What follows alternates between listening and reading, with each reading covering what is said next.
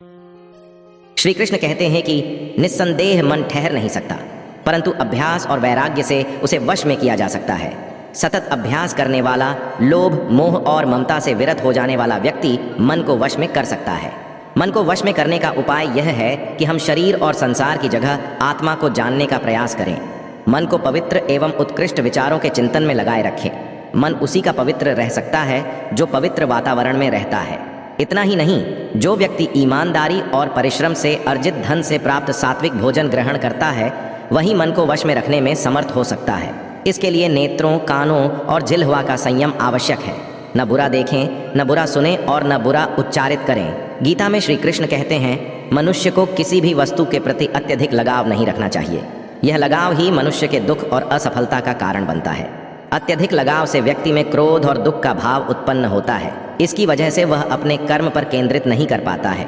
इसलिए मनुष्य को अत्यधिक लगाव से बचना चाहिए। गीता के अनुसार व्यक्ति को कभी भी अपने कर्मों पर संदेह नहीं करना चाहिए। ऐसा करने से व्यक्ति खुद का सर्वनाश कर बैठता है। इसलिए सफलता प्राप्त करना चाहते हैं तो जो भी कार्य करें उसे पूरे विश्वास के साथ बिना किसी संदेह के पूरा करें। श्री कृष्ण के अनुसार किसी भी कार्य में सफलता प्राप्त करने के लिए अपने भीतर छिपे डर को खत्म करना चाहिए। यह सीख देते हुए कृष्ण ने अर्जुन को कहा था कि हे अर्जुन, तुम निडर होकर युद्ध करो। अगर युद्ध में तुम मारे गए तो स्वर्ग मिलेगा, और अगर जीत गए तो धरती पर राज मिलेगा।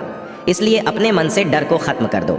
श्री कृष्ण कहते हैं कि मन को वश में करना बहुत कठिन है, क्योंकि मन बहुत शक्तिशाली होता है। भगवान श्री कृष्ण बताते हैं कि यह हवा को नियंत्रित करने जितना मुश्किल है, लेकिन वह अर्जुन को प्रोत्साहन देते हैं और आश्वासन देते हैं कि यह संभव है और इसे नियंत्रित किया जा सकता है। भगवान श्री कृष्ण इसके लिए रास्ता भी बताते हैं। वह अर्जुन से कहते हैं कि जब भी उसका मन बाहर की ओर जाए और बेचैन और अस्थिर हो जाए तो उसे सीधे वापस अंदर की तरफ लाना चाहिए। लेकिन मन को नियंत्रित करने का यह अभ्यास क्या आम लोगों के लिए आसान है?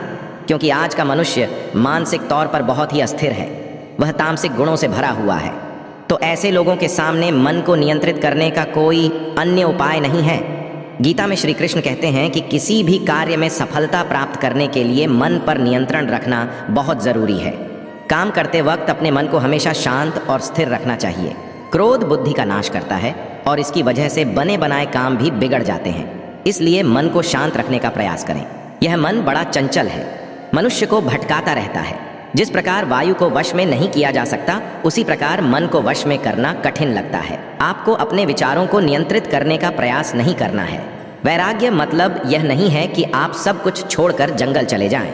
इसका सही अर्थ होता है कि आप जो काम कर रहे हैं उसके परिणाम की चिंता भूल कर भी ना करें। श्री कृष्ण का यह भी कहना है कि आपका मन जितनी बार दूर भागता है, आप उसे फिर से पकड़ कर लाएं। मन को अपने ज़रूरी काम में लगाने की पूरी कोशिश करें। यदि आपका मन छोटी छोटी बातों पर भटकने लगता है तो आपको इसे प्यार से समझाने की ज़रूरत होगी। सबसे ज़रूरी है कि अपने ऊपर भरोसा रखें।